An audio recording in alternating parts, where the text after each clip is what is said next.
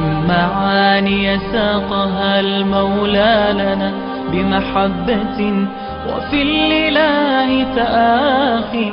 وتذكروا فالخل يهجر خله إلا التقاة فهم من الأبرار.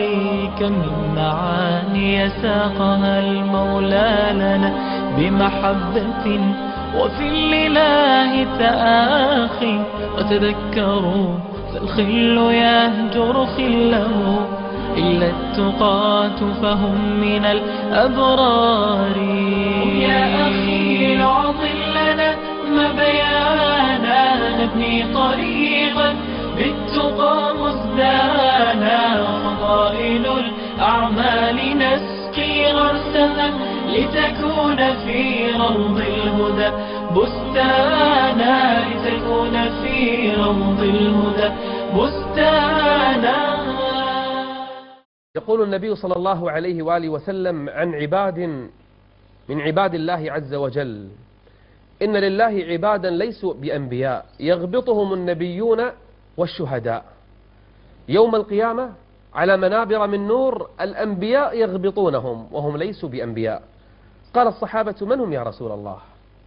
قال: هم قوم تحابوا بنور الله على غير أرحام بينهم ولا أنساب. هذا من قبيلة، هذا من عائلة، هذا من بلد، هذا من لغة، كل واحد من بلد. تحابوا بالله عز وجل. قال: وجوههم نور وهم على منابر من نور، لا يخافون إذا خاف الناس ولا يحزن إذا حزن الناس. ثم قرأ قول الله: ألا إن أولياء الله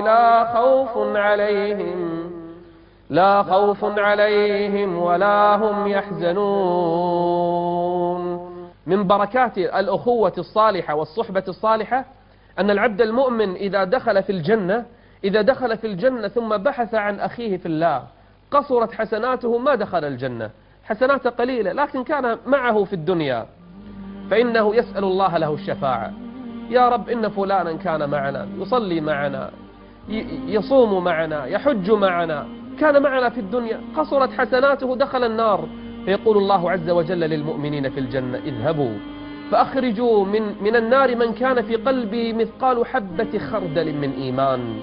ممن تعرفون من أصحابكم من الصحبة الصالحة أخرجوهم من النار. ولهذا قال علي بن أبي طالب رضي الله عنه، قال: أكثروا من الإخوان فإنهم عدة في الدنيا والآخرة.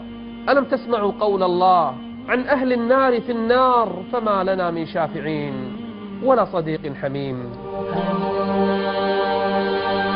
كم من معاني ساقها المولى لنا بمحبة وفي الإله تآخي.